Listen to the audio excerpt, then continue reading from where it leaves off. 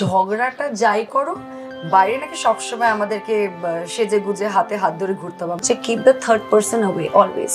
Any third person যে কোনো সম্পর্কে is not a good idea. এবার অপু শাকিবকে নিয়ে কথা বললেন অভিনেত্রী নুসরাত জাহান। নুসরাত জাহান বাংলাদেশের সেলিব্রিটি না হলেও বাংলাদেশ নিয়ে বেশ আপডেট থাকেন। তিনি একটা সময় শাকিবের সঙ্গে এপার বাংলাতে কাজ করেছিলেন নবাব সিনেমায়।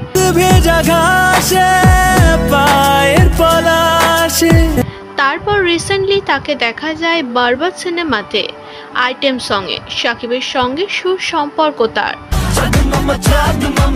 তাই তো এবার শাকিব ও অপুকে গুড অ্যাডভাইস প্রোভাইড করলেন অভিনেত্রী নুসরাত জাহান। নুসরাত জাহান জানান, বাড়িতে যতই ঝগড়া হোক না কেন সেটা বাইরে জানানো কখনো উচিত না।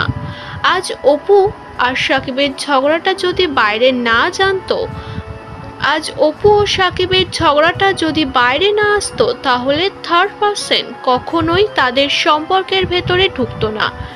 মিন করেছে শবনম ইয়াসমিন বুবলিকে থার্ড পার্সন হিসাবে টলিউড অভিনেত্রী নুসরাত জাহান।